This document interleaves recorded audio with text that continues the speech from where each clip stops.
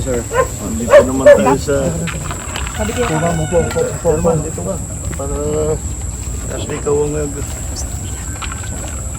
Alright, we are here and nandito naman tayo sa Baliwag dahil merong report na binigay sa atin na dumating dun sa website na itong kontrata para sa isang 50 million contract, 55 million contract for the construction of reinforced concrete river wall at Purok 4, Barangay Piel, Baliwag, Bulacan.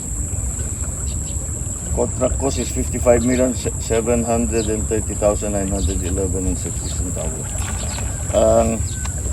As of last month, June, ang report dito 100% complete at saka fully paid. Wala kaming makita na kahit isang hollow block, isang ng simento, walang equipment dito. Lahat itong project na ito, ghost project. Walang ginawa na trabaho dito. Ngayon, pinag-aaralan namin dahil dito naman sa kabila, meron rin ginagawa na flood protection. Parang nagtuturuan ngayon yung dalawang kontratista at sinasabing hindi maituloy ito hanggat magawa ito. So, nakikiusap. Ewan ko, basta't meron daw silang usapan na itutuloy ngayon ito. Ngayon, kung titignan ninyo yan, nabot na tayo ng tag-ulan.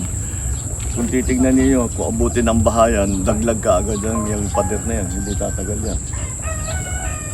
So, substandard pa rin.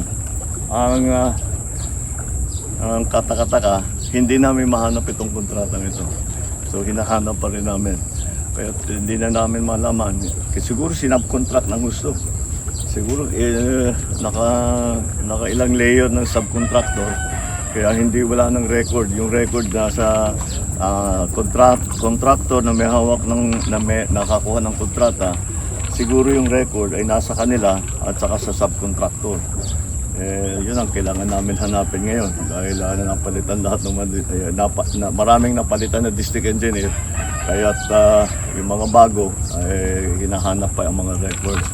Pero ganito ang aming pinag-aalala. Itong ghost project talaga ito. Wala talagang ginawa kahit adkisa ni minsan. Sinabihan daw si chairman na umpisahan. Tapos umatras din. Sinabi nagpatulong daw sa barangay at sabi sisimula na ito. Ngunit after a while 220 meters o 220 meters dapat ang ilalagay dito na flood protection. Pagkatapos sinabi sa barangay na magpapatulong para ilalagay nila yung project. Tapos umatras din. Sinabi after a while di na matutuloy. So siguro nabayaran na. Kaya tumatas na. Di bale, sige chairman, titingnan natin ito. Ayusin natin, titiyakin natin na yung mga kontraktor hindi lang sa managot sila, hindi gawin nila yung nakakawin nila ng trabaho. Kawawa naman ito mga nababaha. Alright, anyway, that's another example of the kind of problems that we have been facing starting since we put up the website. Ang dami talagang sumusulat, and this is a perfect example of the abuse that is being done by some of these contractors. And this is not, unfortunately, hindi lang ito na project na ganito. Kailangan pa natin na tignan na mabuti lahat ng mga iba. At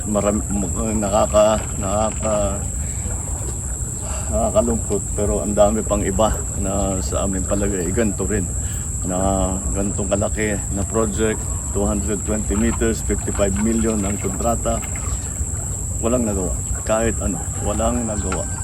Hindi man nakapagtala kahit isa lang pa.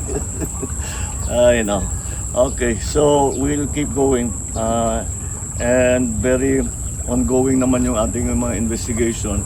Pinag-aaralan namin lahat, tinitignan namin lahat ng mga sinusumbong sa amin, and we will not stop. We will keep going until ma-identify na mabuti at makasuhan na mabuti lahat itong mga